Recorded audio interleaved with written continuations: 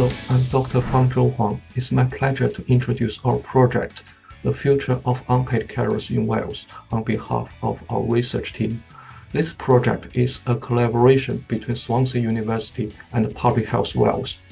So there is a lack of understanding on the impact of caring on unpaid carers' own health.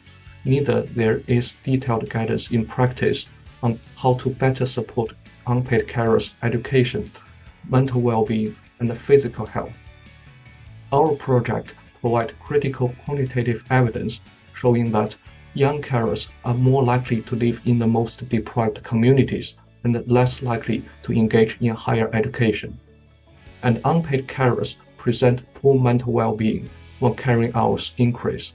We create the very first electronic registry of unpaid carers in Wales, with over 62,000 unpaid carers identified. We find unpaid carers are more likely to be diagnosed with 36 long-term health conditions than non-carers.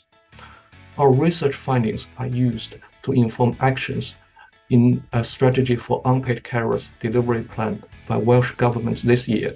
Will continue informing the current development of the new Charter for Unpaid Carers in Wales. Thank you.